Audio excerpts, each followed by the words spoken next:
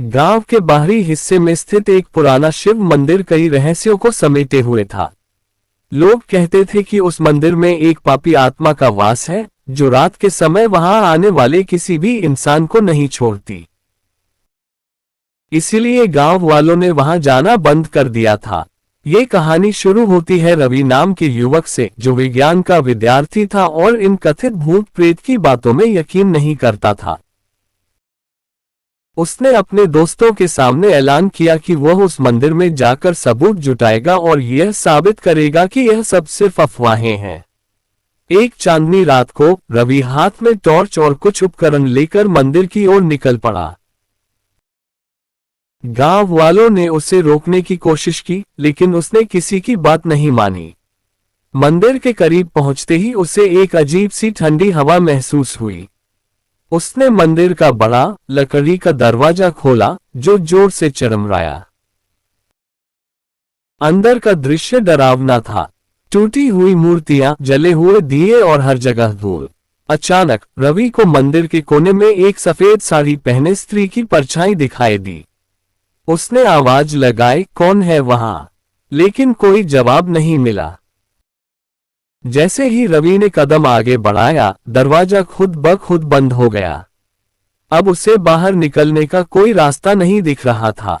तभी वह स्त्री की परछाई उसकी ओर बढ़ने लगी। रवि ने देखा कि उसके पैर जमीन से कुछ इंच ऊपर थे और उसकी आंखों में खून उतर आया था। वह परछाई चिल्लाई, तूने यहां आने की हिम्मत कैसे की? उसकी आवाज इतनी तेज थी कि रवि के कानों में गूंजने लगी। डर के मारे उसके हाथ से टॉर्च गिर गई।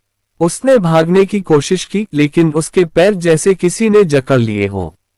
अचानक उससे मंदिर की दीवारों पर अजीब अजीब आकृतियां नजर आने लगीं।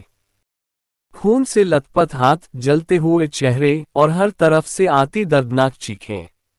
रवि समझ गया कि यह जगह सामान्य नहीं है। उसने हिम्मत करके पूछा, तुम कौन हो और मुझे क्यों परेशान कर रही हो? परछाई हंसते हुए बोली, मैं वही हूं जिसने अपनी पापी इच्छाओं के चलते इस मंदिर की पवित्रता को नष्ट कर दिया। मुझे इस मंदिर में दफन कर दिया गया और मेरी आत्मा अब तक भटक रही है। रवि ने हिम्मत करके कहा, तुम्हें मुक्ति चाहिए, मैं तुम्हारी मदद कर सकता हूं। परछाई चुप हो गई, लेकिन उसके चेहरे पर गुस्सा साफ झलक रहा था। उसने कहा, अगर तुझे मेरी मदद करनी है तो इस मंदिर को फिर से पवित्र बनाना होगा। रवि ने मंदिर की साफ सफाई की, वहां दिए जलाए और गांव के पुजारी को बुलाकर पूजा करवाई। जैसे ही पूजा खत्म हुई, उस परछाई का चेहरा शांत हो गया। उसने रवि को धन्यवाद कहा और कहा, तूने मुझे मेरी सजा से मुक्त कर दिया। अब मैं जा रही हूं।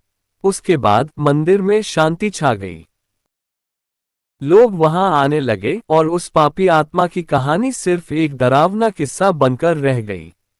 लेकिन कहते हैं, अगर कोई उस मंदिर की पवित्रता को फिर से भंग करेगा, तो वह पापी आत्मा वापस आ जाएगी।